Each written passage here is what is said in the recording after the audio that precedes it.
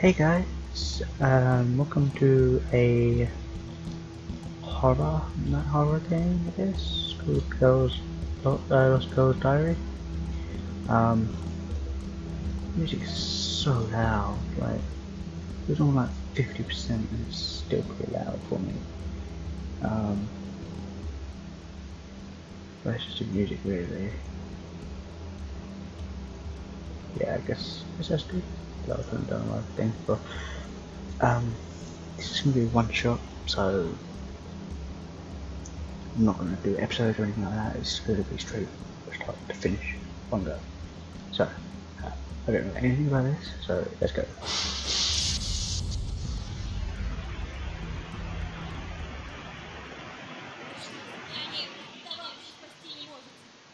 So funny as you are, Connie will help Conrad in need. It goes and then... Снова этот кошмар. Столько времени прошло, а до сих пор снится тот лагерь.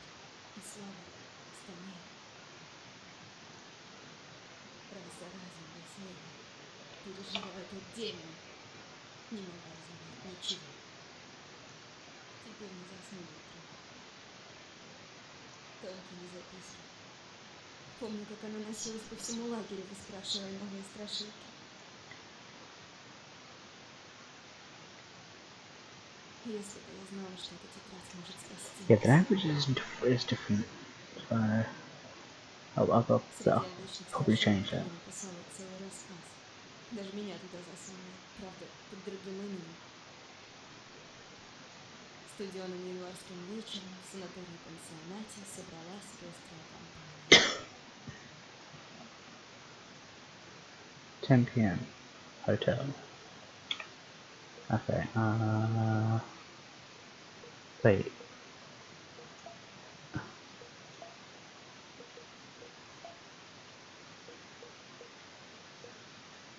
No, change the language.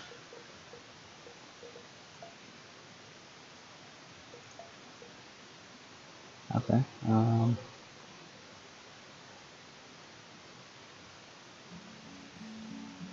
everything's ready, girls, come down. Who's that? I'd rather read a book in my room. Let's go, Alia, please. Fine. Yay! You look someone dressed up tonight. It's none of your business, Sasha. Why don't you ask Lisa why has she put on so much makeup? I'm changing the options, text speed, that's faster. Sure. It's pretty slow, okay. She wears those, but you? Whatever, get a load of candles. You got it, boss. Okay, get more candy. There you go, sweet tooth. Sweet taste with sweet character. Huh. Oh, sweet taste builds sweet character. Kids are kids. Hey, Sasha, isn't it bedtime for her already? Not yet, just let us stick around for a while. Right, girls, let's... Knock. Ooh. Blast, we've got company. Who's there? It's us. Who's us? It's Stiopa and I. Open up. Vera, it's freezing out here. Vera? I've asked them to come, right? It's gonna be more fun that way. Vera. Idiot. Vera, you should have warned us. Oh, this place is so cool. You even have a fireplace. Oh. Okay. These are the stats and stats. We play sports together. Stiopa. Quit standing around and say hi. Hi. Okay, you're way too older for her, just saying. It's your fault, we're there not Well, there are not enough rooms in the hotel for you to meet out. Can't read. Yeah, there we go. That was a paper mistake. So we were forced to go along with it. Take your coats off, boys. Yeah, why did they come? Take his such a long right there, the hands up. But no, the French will run. How come? No boys allowed. Should have known. Come on, think of something. I'm out of here. Oh yeah, please, be with us. Stas, sit here, stay over, Starfire. Sure? Of course. Cool. It's Christmas. I didn't realise it was Christmas. Hey Stas, what kind of sport are you into? We do sambo. You should watch us sparring sometime. It's even more exciting than karate. Embarrassed, are you? Let me introduce you to my friends. This is Lisa. My full name is Elisaveta, but I am used to being called Lisa. Hi. This is Sasha. She's our class president. Don't know how to look confuse you. She is tough but friendly. Vera dear, you're way talkative tonight. Pleased to meet you, Stas. So am I. I've got a glass broken. And that's Olya over there. She's the quiet type. Excuse me. That just fits you, Olya. Of course it fits me, it's my dress. Okay. And that's Nastia by her. It's, isn't it? Yoga time, Nastia. I can't pronounce these people, but nope. Are you in love with Vera, Stas? Am I? What? Fire started. We're pulling around and sit down already. Sit with me, Stoyova. Looks like it's about to burst or something. Me and... Hey, what's going on? You're going to summon the Queen of Spades, but we're not supposed to do that until midnight. Queen of Spades? Hold on, you told me you were going to tell her to there.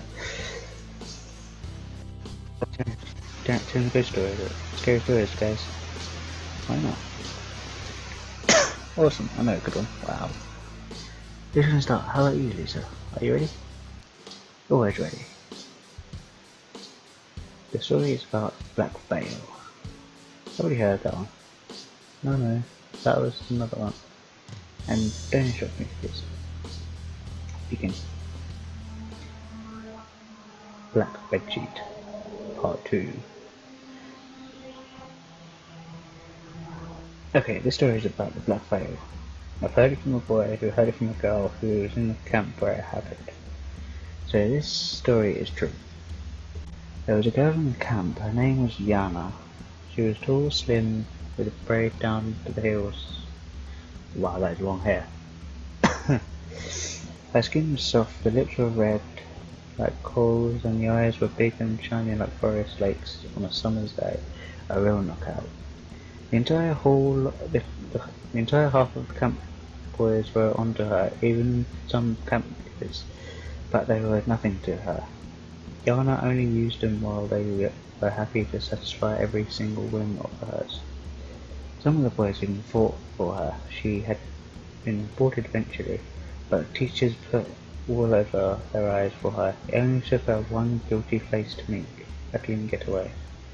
And that was it. No one would say a word. She's changed boyfriends like a sock, but some of them got lucky to know. Ah, you got me. What? I didn't. Shush, Hunt. Also, there was a couple in camp.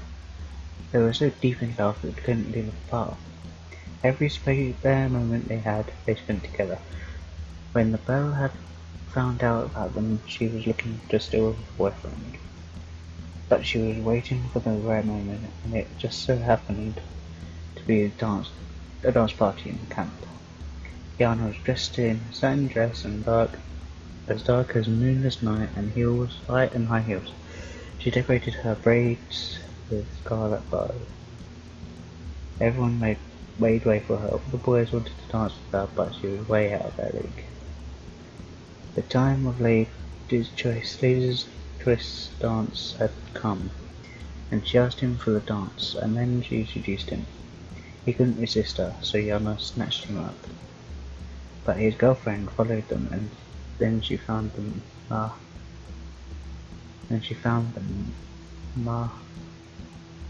May? Well, you got me. I didn't. Make a note? Ew! Shut up, you all.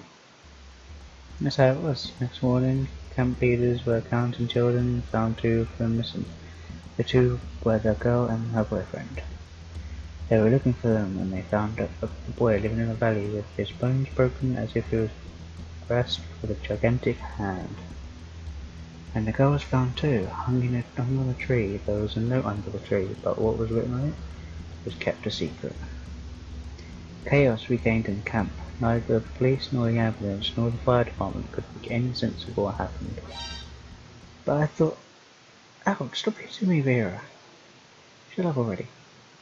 What happened to the pretty girl? Ouch. Shh. And then children were disappearing. They were found in the forest, dead, either suffocated to death or with their bones broken, just the way it happened to the boy.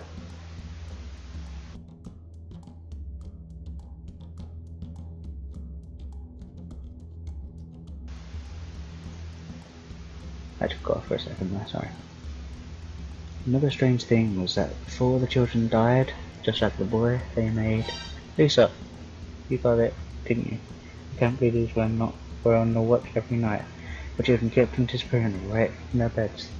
Scared parents began taking their children back home. The principal had a heart attack. Moreover, the rest of the children stayed up all night hoping to catch the murderer. When the clock counted 12, they saw a window swinging open as a black veil flew through it. It grabbed a sleeping kid, tied him up and took him outside. Everything happened so fast that only one boy managed to hit the veil with a stick. After the stolen body was found dead next morning, the eldest camp leader confessed about what happened in the note. There was a curse written on it. Oh. The suicidal girl cursed the entire camp, but no one believed the curse was real, although they should have. The girl turned out to be a gypsy.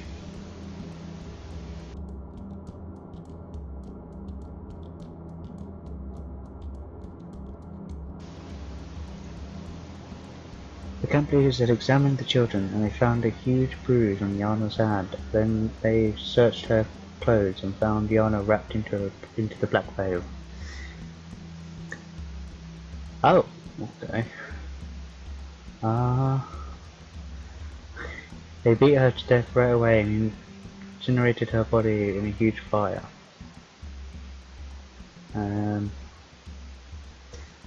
might have to stick something over that. But,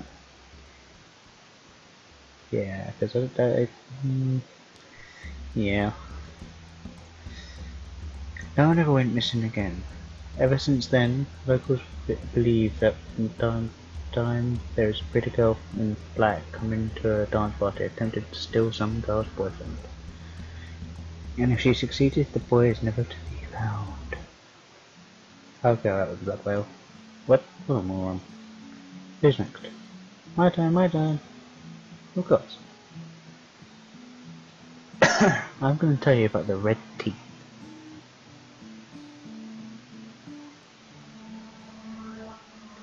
Red Teeth Part 3. Again? You tell it all the time. Because the story's legit. Oh, don't say legit. Aunt Gina had been in the camp and she saw it with her own eyes. If you had already heard it, why don't you go back to bed, huh? Why don't you go back to bed, huh? Tell it, that's Gina. Me and Steph have never heard it. It happened a long time ago. When Auntie Zena was just a girl studying in a primary school, it happened. One summer she went to a camp which was far away from home. And one of those days something terrifying happened there. Someone had stolen all the food from the camp, every single bit of it, including breadcrumbs. So the Grinch, basically. The principal went out to get food at the local city at once, which was far away from the camp. When our children were left with no food for the rest of the day, those who had brought some food had to share it with their roommates, but most of them had nothing to eat, so all they did nothing to eat at all, so they drank more water in order to fill all their stomachs. Imagine how big the line to the restroom was. Having no food for a day, child play. Easier said than done. Don't interrupt her, keep going, mate. Nastya? What was that? And so Auntie Zena had to go, number one, but all the restrooms were occupied.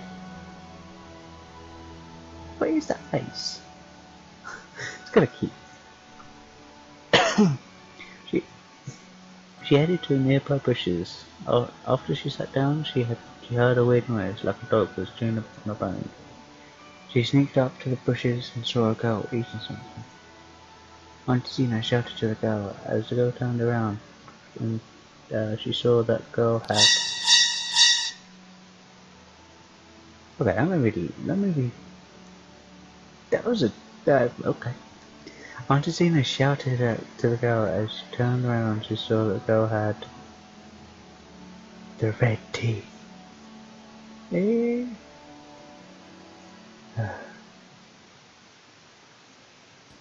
turned out to be the girl who had a pack of cranberry jelly and wanted to have it all to herself. In the bush, her nickname was the Red Teeth till the end of the camp. Till the end of the camp. And who stole the food? I don't know. Auntie Zena has never told. Nice job, Nastya. Quite a scary tale. That one jumped me a little bit. Who's next? I am, but I must warn you, the story is so scary that I couldn't sleep for a whole month after I heard it. What a wimp. Oh, Bushman. What a wimp. The story is about the Black Hand. Oh dear. Part 4. Black Hand. The very same. Precisely.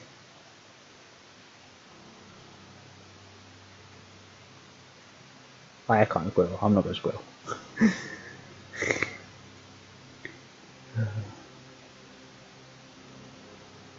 Food, no rubber. Action. My classmate was there. He saw the Black Hand, and he wouldn't lie about that. 2 years ago, my friend David went to a camp. It's always a camp. Always. Only the acre students from all over the country could be in camp. David? Yes, David's Schnippelson? Alright. Do you know? No, why didn't you go there? I didn't want to. Not worth much, I see. What? So the camp was surrounded by a tall fence. Guards were on watch 24/7. The intruder had a chance to get inside. The adults keeping watch outnumbered the children, and all of a sudden things started going missing in the camp. Hold on, is it the same camp as from the first story? Maybe the camp has been rebuilt over and over, and it's now a haunted ground. That's what I'm thinking. It was small at first: badges, candles, pens, and crayons. No one cared because it was normal to not return things amongst geniuses. But then money, books, even clothes were disappearing. Only then they realised that there was a thief, or maybe a band of thieves working in the camp, for not only children had been robbed, but adults as well. Guards had been trying to catch the thieves at first, but once they failed, they called the police. The police had been staying in camp for a week, setting up traps, interrogating staff, but to no avail. Meanwhile, the stealing continued. One day, guys from the troop had found a way to reveal the theft. They secretly rigged up a TV camera and set it up in their room. No one else knew it was there. They placed a wallet in front of the camera and hid in the next room and watched the wallet through the TV. They had been waiting for a long time and got tired of keeping watch. They got interrupted and missed the moment when the wallet was stolen. It had been there just a moment ago. The next night they installed a recorder in the room with the camera. Why wouldn't you do it in the first place? Well, why? What? Could you just rewind the footage and see the... No, it looks like you... Next night they installed... Yeah, okay. In the morning they placed a video game instead of the wallet and got back to their activities. In the evening the video game was gone. What video game was it? Oh no. The recording they watched showed them a black hand appearing from nowhere, taking the game and vanishing into thin air. The guys ran out looking for adults, leaving one of them to guard the camera. But once the police came back along with the guys who got the recording was gone, the camera was broken and the boy was dead, with black fingerprints all over his neck. The police didn't believe the boys, suspecting them as murderers. The boys were arrested and driven to separate rooms. But the next morning they found they were dead, with black fingerprints on their neck as well. The entire police department had been assembled in the camp. Scared parents were taking their children back home while those kids who stayed tried not to be violent. The stealing didn't stop. Now it was furniture, chairs, shelves, even couches. Why would you steal a couch? Why? Okay. The black hand had gone mad and it was stealing everything. When a girl went missing, 3 of her friends in the chemist's club got up to take their revenge on the black hand. They built a bomb and planted it in a drawer and asked David to install a detonator so it would trigger as the drawer opened. There was nothing to it. All he had to do was... Whatever, what was next? In a couple of days, they heard an underground explosion somewhere around the camp. Excavators had been brought. They dug through and found an abandoned bomb shelter stuffed with stolen things. And in the middle of the explosion, they found pieces of some equipment and a boy's body torn apart with the explosion. Identification was hardly possible. Yo, is it that David kid? His hands were black with paint. No jump scare? No boom sound. I reckon it was a David kid. Their body parts were taken away by the military as well as the equipment. They promised that no one would ever tell a thing. Yeah. What? My candies are gone, the black hand took them. Relax, that's still you hating yourself while you were listening. Really? I didn't see that coming. Boy, you are noisy. Fine, now you're gonna listen to. Hold on. It's Olivia's turn now. Why is she wearing that pose? Why? How come? Really, how? Because we don't have any more candy. Does it have something to do with candy? Ignorance is bliss. Begin, Olivia. Forest Lights. Part 5. Okay. There's an abandoned pioneers camp deep in the nearby forest, fenced with barbed wire, rotten by time.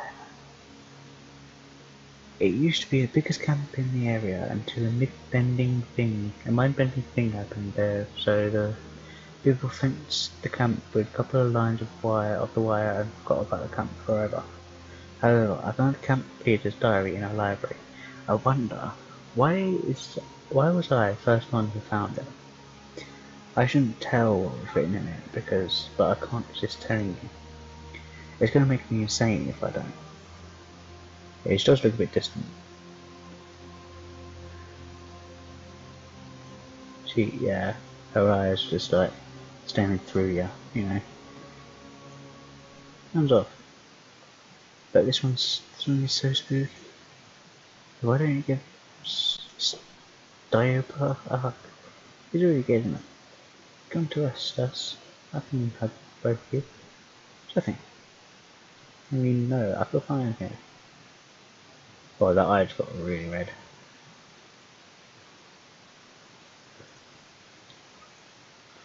Jesus. The diary belonged to Oksana, the leader of the first troop. The record says everything was alright for the first half of the camp. Children were having a good time, falling in love and breaking apart. Oksana herself had fallen in love with the camp leader of the third squad, but the feelings weren't mutual. Half the diary is full of poems about her one-way love and sketches of the one she was into. But it changes in the second half. Just listen. Olivia takes out a book with a rabbit sticker and drawn flowers on it. 20th of July. The terrible hot continues. Anton asked me to take his squad. Oh.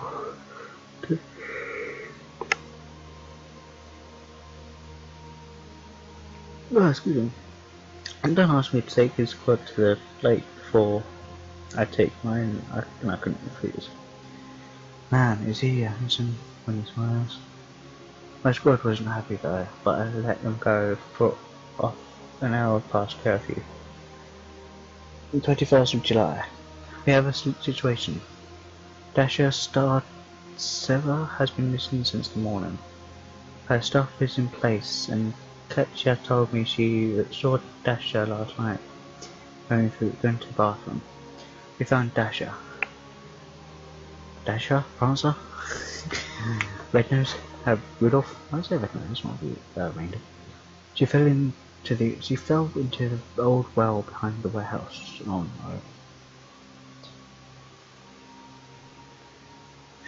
no. To my surprise, she was safe and sound when we took her out. Interesting.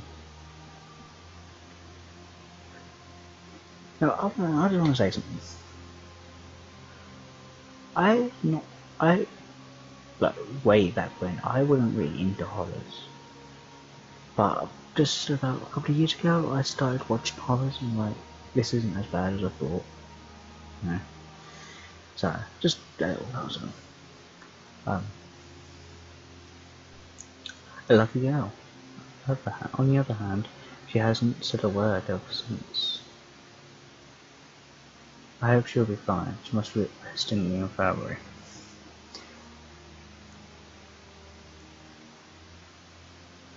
How do you pronounce that name? Irada Pavlovna called Dasha's parents a lot, but no one answered. During the lineup, Anton lectured me on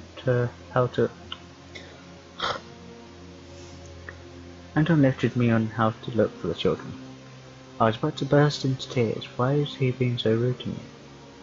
He said 22nd of July. Petrovich and the guys from the 5th squad built a huge cover for the wall. Now it's finally safe. Dasha's not speaking yet, just laying in her bed. Silent. Maria Potapavona? I think these are Russian names actually. So it did say on Steam that it's Russian. Oh, you can have Russian subs and all that. Spoon pizza. Irada lets no one out of the camp including Anton, whose grandmother passed away yesterday. Aww, rest in peace. 23rd of July. We're going to see Dasha today. He made a wonderful bouquet for her and a card with our best wishes written on it. Something is wrong with Anton. He had a quarrel with the principal this morning. The rest of it was written in with a different hand. All of a sudden, I felt like I was out of my body, watching myself from a different viewpoint. Oh, out of body experience! I so want to do that. I need to get back into spectating. I am getting back into it. I just, what do you call it? I just need to keep up with it, you know. So I really want to do an out of body experience, where you meditate and then your spirit goes out of your body, and you're just sitting there. You're looking at yourself, not no mirror or anything. Just your spirit. You're looking at your body, like just sitting there. As that's where the direction anyway, but I hear a blunt slam after he pushed me right into the well. It doesn't hurt though. But I feel sad. A green bright spot in the sky reflects on the bottom, and I see it come. A shooting star, I think. I should make a wish. The spot shines even brighter. A green sparkle is closing in on me with the speed of sound. It stings me and casts me back into my body. Now there's the two of us in the body. Me and the star. The pain is back. My neighbour doesn't like it. The little green sparkle starts beating the way my heart does. It is growing inside my body, feeling every single cell as if it were an empty vase. The vase is all cracked, however. The green light is getting loose through it. The star bangs in anger, and the rifts on my body fade away like snow under sunshine. I feel good, so I curl up, into a ball right in the human stinky hole. Too bad I can't see my companion. I can only feel it burning so in my chest. The star wants me to get out of the pit, but I don't care. The only thing I want is oblivion. The star is not going to give in. It's thrashing around inside, and I pity it. It warmed me at first, but just a moment ago it moved up my shoulder and out of the sunken part of my body. Poor thing, how unlucky it got. I can't stand. I see a small shard of sky above me. Now it's being blocked by some figure. Oh, yeah, okay. And now it's not. This flickering annoys me, so I close my eyes. I feel someone taking me up, awakening old memories I am hiding from. All this happened to someone but me, while I was just being a spectator. This is how to end. This show's about to end, and now it's a fireball instead of a tiny star growing bigger inside me. God, it's like a life thing, isn't it? A life journey. It is not a friendly companion any longer, but a gruesome warden watching over me. He forces me to eat, causing pain in the stomach. He forces me to go to the bathroom, stinging my feet. The rest of the time it lets me rest obliviously. The fireball is not growing bigger anymore. Now it is training my body to follow its commands instead. And I do as he commands willingly, otherwise the fire will burn me out. All I need right now is a little bit of rest. Right now the fire bends down my neck. A nurse comes in. She drops her tray with plates on it. The porridge and blueberries scatter all over the floor. The fire flashes up and sees a beam of green lights striking Maria. Okay. The nurse comes out with the beam is tracing her. I look at the fire. I look at the fire gathering around the porridge as long as my companion is playing with his new toy. The entire council enters my ward. Camp leader, along with a girl from my squad, carefully go around the mess, whispering. I see both Oksana's pitiful face and the fear seizing the others. They look at me as I am an exponent of. I'm not gonna say that word because it can come out wrong, even though it's pronounced right. I'm not gonna say that word because I don't like that word. Or I'm not gonna say that bit. Okay, so no, I'm not gonna say it. No, I want to, but I know. Their words are full of false sympathy. Their presence disgusts me. The keen rays of green pierce into their heads, swift and silent. Then they go out of the room, kicking the shattered plates and trampling the blueberries. The flies are back again for their feast. Dong! One of the rays scattered around with a melodic jingle. Right away, the peacefully dreaming fireball has woken up. It throws me off the bed. I go out of the infirmary, unable to resist its pressure. But I don't want to. Dozens and hundreds of rays are following me along the way, right to the targets. Only they can know as I follow the way my star shows me. We slowly make our way around the camp, while the green rays fill the air with their shine. Ding, ding, dong. No. Ding, ding, ding, dong. All of a sudden, the rays are breaking apart, which is so spectacular and beautiful that as I stop to look at it, the fire is of no interest to me anymore. I look at the world around me, illuminated by the emerald light. Alas, their numbers is running out. It is about a dozen of them now. The fire grows wilder. I burn out and I am reborn from the ashes, only to burn out again. Oh, so it's Phoenix, okay. I am the Phoenix. My clothes have already turned to dust. My walk leaves only smoking footprints and charred grass behind. I come to the gates and I see him. He lies scratching the ground, trying to escape the camp. The beam that connects us is barely pulsing about to scatter. I come closer and wait. Now it's finally gone, leaving nothing but green sparkles on the floor as he freezes.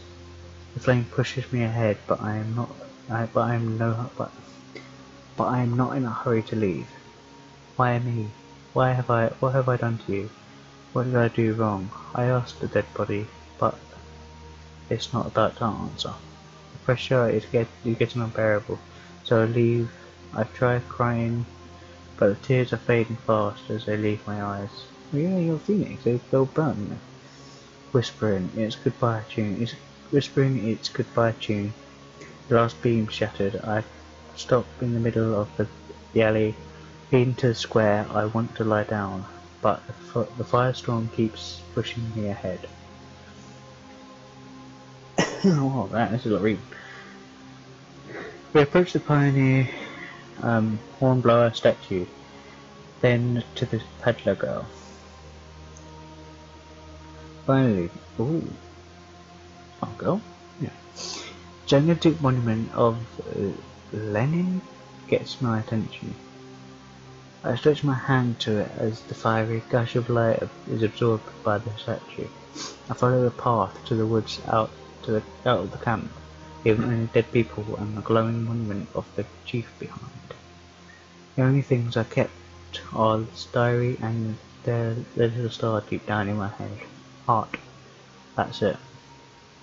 Boring. Okay, that was a little bit boring. Oh yeah, how did you manage to read in darkness? It's empty.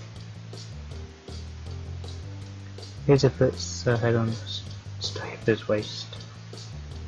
Waist, what? Cheshire puts a rolled bedsheet under him. Okay.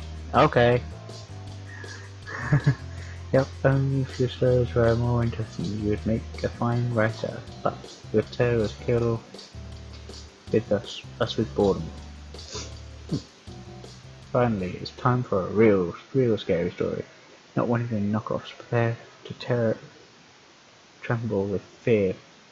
For now you will hear about the red eyes. Okay.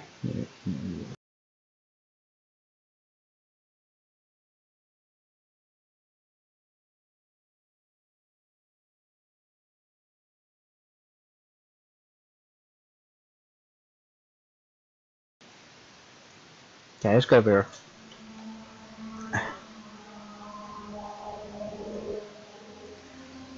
There was another camp. Always a camp. There was a trio in a camp. They never split up. Their leader's name was Max, but everyone called him the Beast. There was a reason for that. If you accidentally bump into him in the shoulder during a walk, he will tear you apart like a pit bull. Pit bulls aren't that mean. it's always the owner with dogs like that. And he can teach an old dog new tricks. Just saying. Look at him the wrong way, and you're good as dead. Even his friends used to get it. Fortunately, they were strong enough to settle him down. They were tough guys too, used to keep the entire camp at bay, but no one would report them because the Beast would take care of them. So the bully story, basically. No one would say a word against them, and the trio was having fun. In short, the guys were on the road to success, but they failed. Because of whom? Because of a girl? Of course. There was a lass in the camp whose name was Vera. Whose name was Lena. Once upon a time, Max had seen this Lena girl doing exercises. Oh, hello. What do you think? She was a gymnast, not some bookworm, and so the Beast was lost. He couldn't get her out of his head. Even food wasn't an option. He asked her on a date that evening, and she said, and she was like, I would love to, but there's a problem. What problem? Your friends never leave me alone. Make them. The Beast accepted the deal and left. Oh dear. So the Beast is the Hulk, and Lena is, oh, what's her name? The one who always settles Hulk down. I can't remember her name. I should know my Marvel. I just can't think. He didn't even notice her eyes blazed crimson fire following him. All the night he was rolling in bed sleepless, and the next morning he had to talk with his friends. Are you okay? They said. We've never met this Lena before. Max chilled out and went back to Lena that evening. You were wrong, he said. My friends have nothing to do with you. Lena was, don't you trust me? What is up with the left eye? Right eye, I mean. That is some scary shit. Lena was, don't you trust me? They came this morning, threatening to beat me down if I meet with you again. It's up to you who to be with. The Beast left with pain in his heart, unnoticing the red fire burning in Lena's eyes. So the Beast is blind with the love, basically. Next morning he set off to his friends. Dang it, Beast, they said. We were with you all day. Have you seen us threatening someone? Who do you trust more? I saw a stranger, but the Beast was blinded by love, and so he promised that he would kill everyone who touched her. In the evening he came back to the place and saw Lena. Look, Max, look what your friends did to me. She untied her shirt, and he saw red bruises. I saw red bruises on Lena's pale skin. Frenzy filled his mind. I'll take care of them. Wait! Lena caught his hand. You've really broken your promise this time. I need proof. bring me their hearts. As she put a blade into his hand, the beast was about to throw it away, but she leaned on him and kissed him. I am waiting until the midnight. Now go. Why are they all naked? This is everyone that's naked. And Max was off with Lena's eyes following him. Go. Where's your eyes? I can't see your eyes. Shining brighter than the Kremlin star in the twilight. Oh. Never click dreams, guys, it's bad. The beast waited until everyone was asleep. He snuck into the cabin and stabbed his friends in the chest. He came to the second one and stabbed him as well. Oh my god. That's how his friends died. Max cut their hearts out of their chests, wrapped them in a shirt, and went back to Lena. Did you bring it? Lena impatiently asked Max. As she saw him closing in, he handed the hearts over to Lena, and she took them. She turned away for a second, and then, when she turned back, the hearts were gone. Only a blood drop of Lena's lips remained. Oh, damn, okay. So she's a vampire. Max was going to hug Lena, but she pushed him back. What's wrong? The beast exclaimed. I have done as you asked. Do you really think, the girl arrogantly said, I'm going out with the murderer of his own friends? But you've been beaten. Ha ha ha. I faked it. I was testing how good a friend you are. I'll beat it. These words turned the beast back to reality.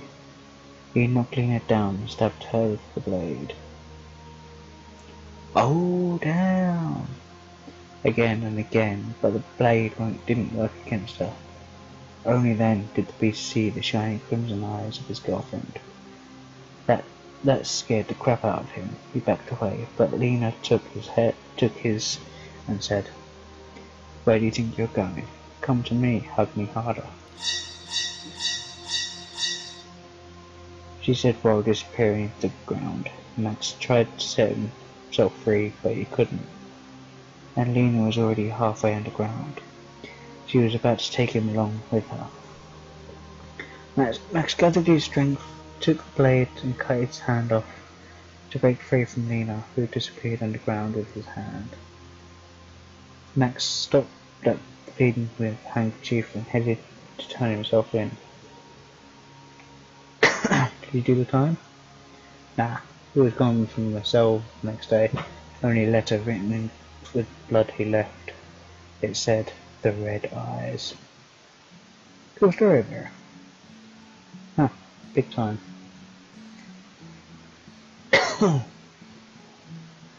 Oh, this is a lot of reading. I didn't expect it. Well, I kind of expected it, but... Okay. Tell something. Steopa? Me? I can't. Why did you come? To make a company. It's okay. No.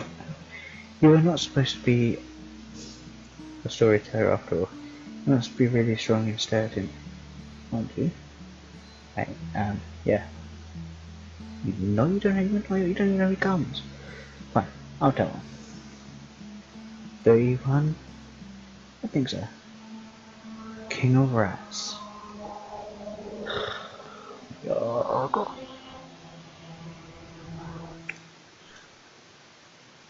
Okay. Oh yeah, he gives me creeps all the time. When I was in a camp, it turned out the way I was restart.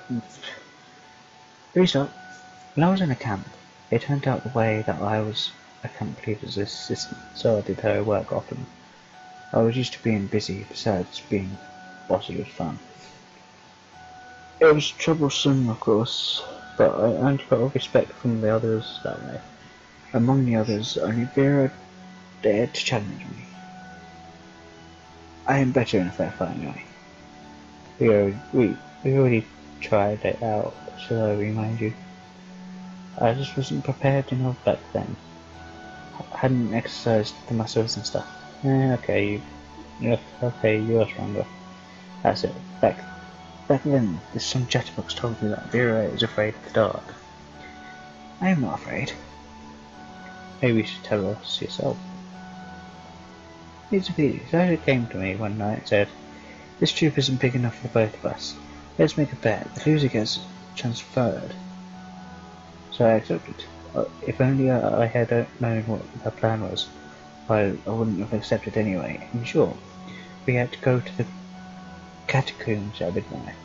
The one who left first was the loser. So that's staying here for one night. If you, something.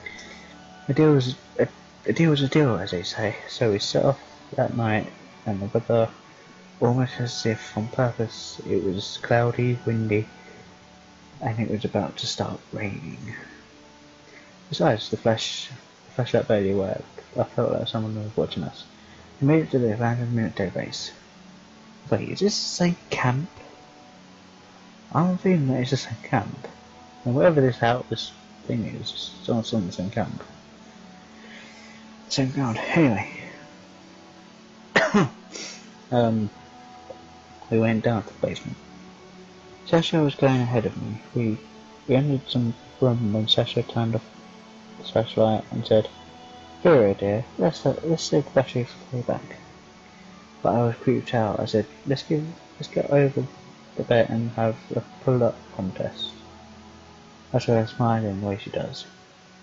"What's wrong, Vera?" she said snidely. "Afraid of the dark, huh?" I freaked out and turned off the light, and regretted it instantly. Because I felt someone watching me, and the way they did was not nice at all. It was all sweaty as I turned the light on, swinging the flashlight around. And Sasha was like, "So soon? That's less than a minute." He yelled at her and stormed out the outside, but the rain decided I wasn't going to go back to the camp, so I made my choice to stay before it was over. And that was the right thing to do, because I go now. Yeah, go on. After she left, I turned on the flashlight, and when I was about to leave, realised that I couldn't stand up. It seemed like my legs went numb, so I put the flashlight on a nearby box and started rubbing my hips, trying to bring them back to life. It was useless. The thought of calling for Vera came to my mind as she couldn't get very far away. The echo was strong enough in the corridors. But I had just won the bet, so calling for help wouldn't be equal forfeiting. So I kept on rubbing my legs. Unfortunately, I felt my hands losing control. They were wiggling down my legs, paralysed. As soon as I leaned on the seat, the only thing I was able to do was turn my head. What's up with me? I thought. Am I being paralysed? Why? I haven't either fallen or hit my head or taken drugs. Why can't I move? I was about to piss my pants. Okay, calm down. Alexandra? Calm down. So what do you call you Sasha then? They'll find you missing next morning, Vera knows where you are. They'll find you by lunch at least. Maybe mustn't you be back by that time. Breathe. I was sitting and breathing, looking at the dim spot of light on a wall when they appeared. I heard the stomping of little feet at first. The beasts stayed in the shadow, but they got bolder, and I could see their red eyes. Huh? Who are they? Rats.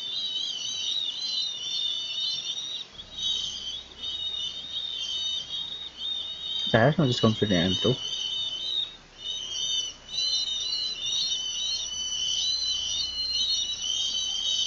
The flashlight was almost dead, so I could only see their shapes in the darkness. Then I hadn't felt it, but I saw one of the creatures get up on my knees. That's a lot of rats. All those shadows are rats. Wow.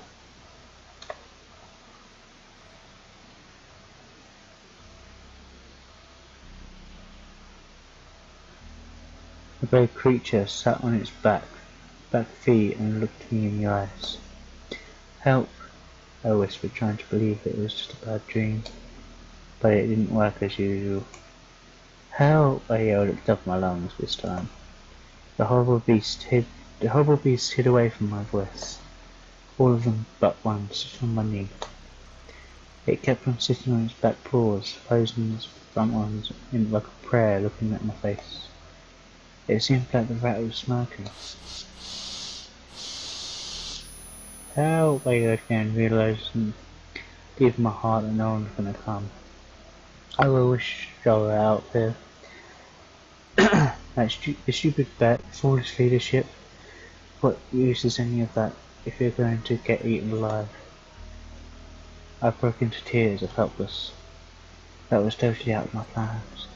The rat looked away all of a sudden, like it was trying to listen to something. Then it jumped off, and the air trembled with the rat's footsteps.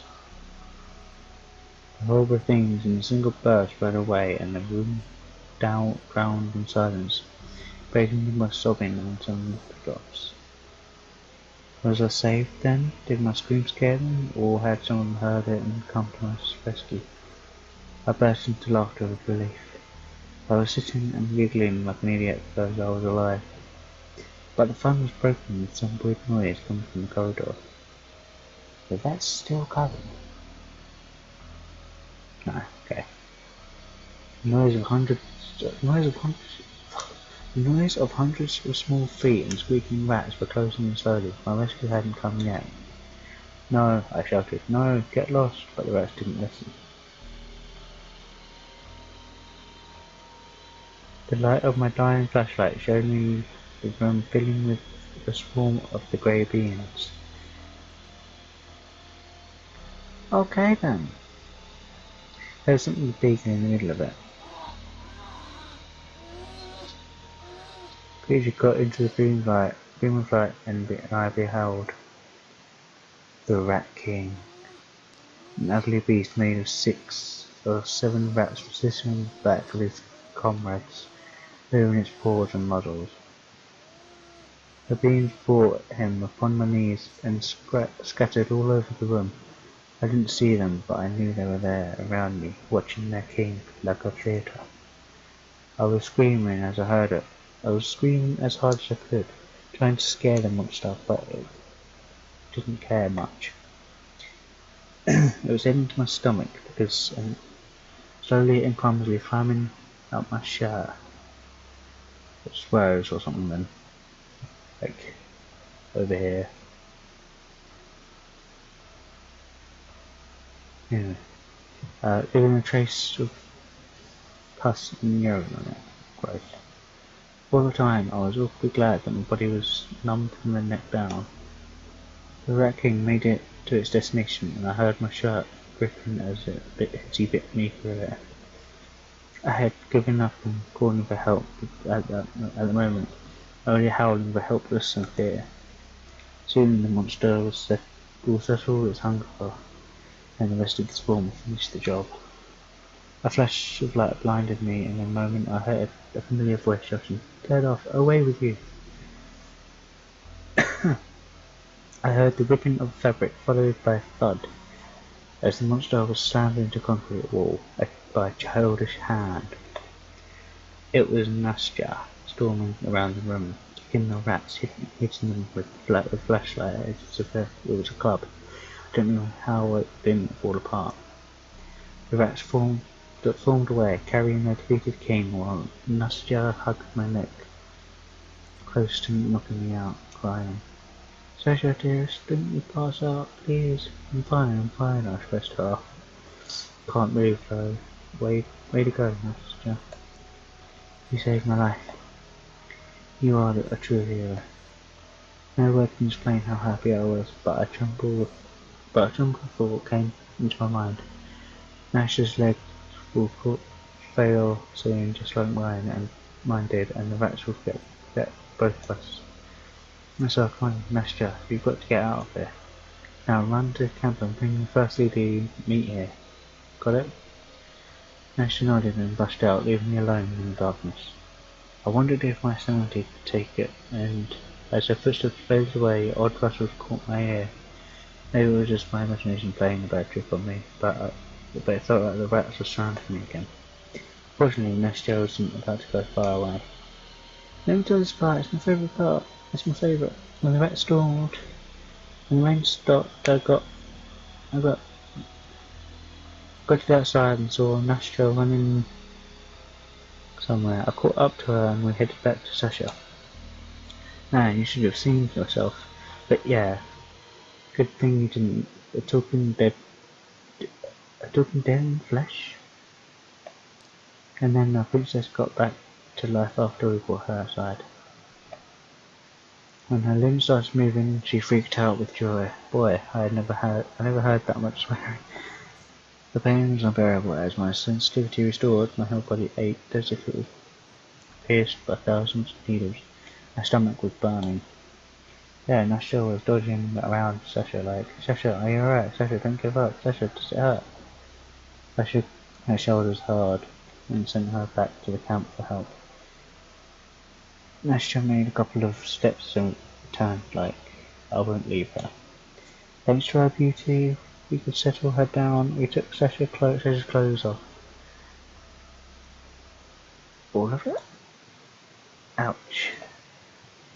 Yeah, you deserve that.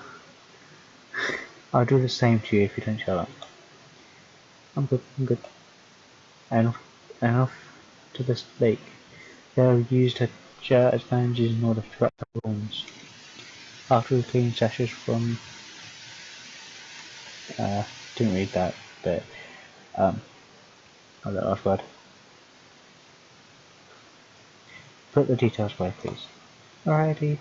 It's almost over anyway. Yeah, we made it back to the camp where we slipped into our couches as if nothing had happened. No, I don't know about that course. Even Nastya kept her mouth shut. She was very awesome. Oh, just sleeping.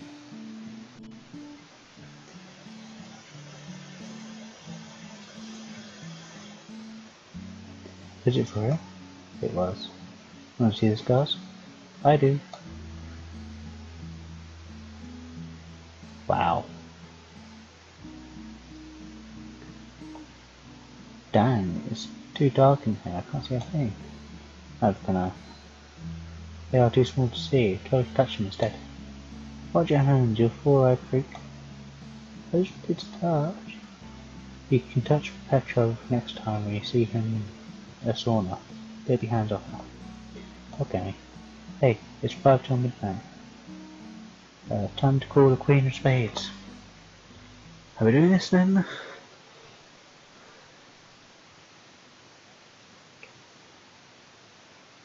Is it? Oh.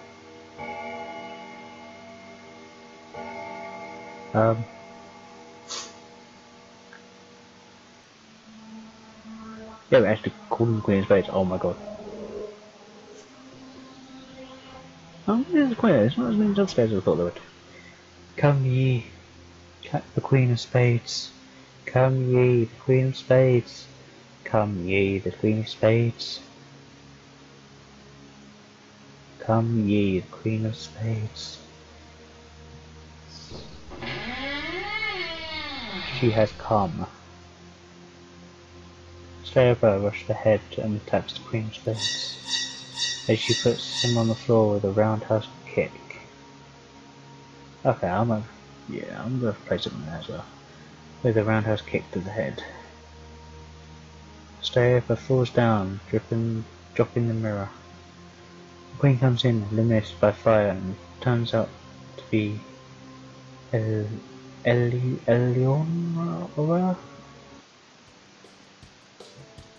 Eleonora, is it you? No, I am the Queen of Spades. I have come to take away your souls. Quit joking like that, Eleonora. Okay. So tough guy. He will live. Mom? It's alright, Nashka. Sleep. What are you guys doing now? Telling scary stories? Scary stories? Oh. Wanna hear the one I know? Yes? Oh my god, another story! Really?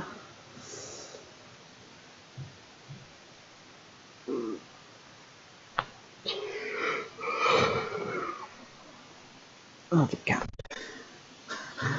Back in the day, when I worked in a camp, something bad happened to me. It was all bad for me. One summer night, a group of girls gathered in a music club.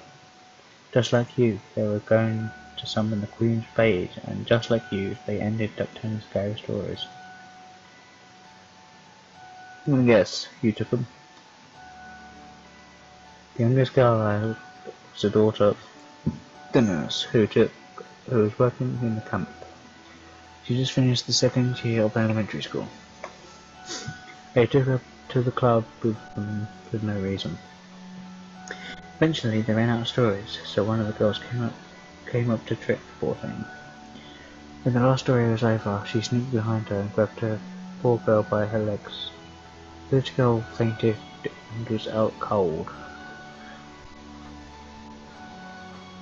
Oh, the others were bursting with laughter. Oh, that's not nice.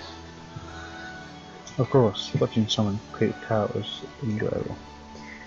Had it not only gone bad, the harmless trick caused her to have a heart attack.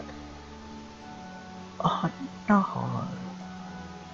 But if they would call for the nurse, well, you get the idea. Panic clouded their minds. They pulled the body to a nearby forest and hid it under fallen leaves. Even forgot to check their pulse. They hid the body and left. The police were looking for the body for days, and they wouldn't have found her if it weren't for the dream the nurse had the night before. She saw her daughter in the dream. Her daughter led her to the crayon where her body was hidden. Wait, crayon? Oh, oh. I bet that was crayon. Canyon. Okay. Once the nurse woke up, she ran to the cracked canyon. There was a canyon, and had found her doing a lot of reading. Sorry, you can excuse me for messing up the words. Found her daughter's body. The police had given up on the investigation. The report said it was an accident. She is dead after all. Why should we waste our time? The police thought. They are bad policemen, or police people. Bad police department. No. They're dead. We can move on. Investigate why they're dead, you know. The nurse could do nothing but accept it. She buried her daughter and returned to her work. This is not the end, is it? You're right. As you know, pioneers always start a bonfire at the last day of the shift. The shift wasn't an expectation. Oh.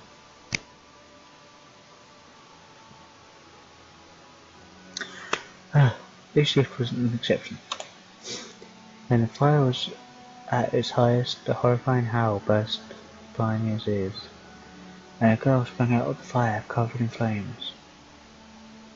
Oh, how she cried. They managed to put the fire out, but it was too late. They couldn't save her. The burns had been severe. She died the next day. Was she one of those? Yes, she was. The one who discerned the trick? What about the others? The others were found too, eventually.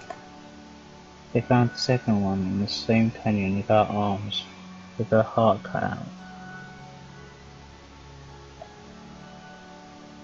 The third girl drowned in the old well behind the camp warehouse. And the last one? Her body was found in the abandoned bomb shelter. Oh, damn, are these all... No. No, I haven't come to that conclusion.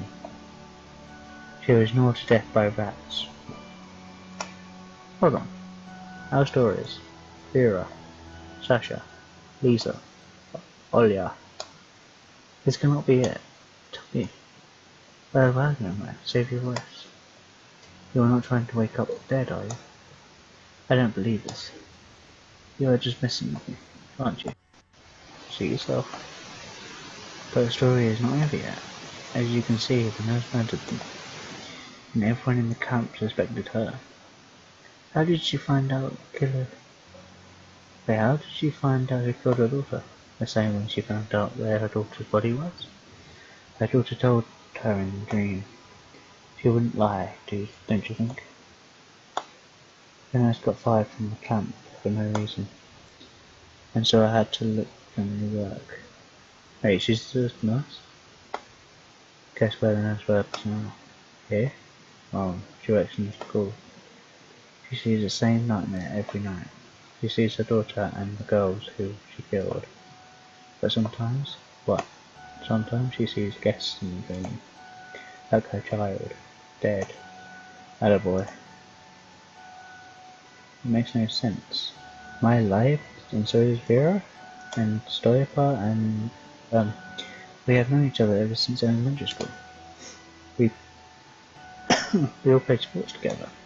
Really? What is the last name of your coach? What's the name of your first teacher? I've forgotten. Let me out of here. Please. He's fine. Breathe out, Stas. Dang, that's not funny. You almost got me there. Fine. Rise from the dead, Stoipa. I can see you smiling. How did you know about the stories? You weren't even in it. It's a secret. Some secret it is. Nashta definitely has a transmitter in her pocket. What a smart girl. Alright, it's time to go home, guys. But it's late. Can we stay here till morning? No way, Stas. Go home. No come again tomorrow?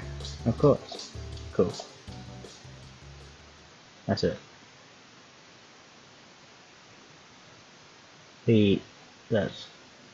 That's literally it.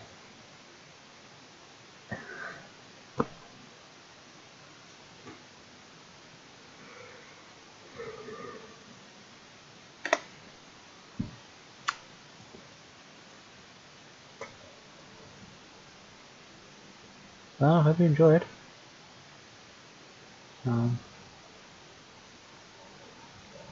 Yeah, that's not as good as I was hoping, but it would be more jump scares, you know, but yeah, like, sub, share, all that. Check out my Twitch, and till next time, see ya.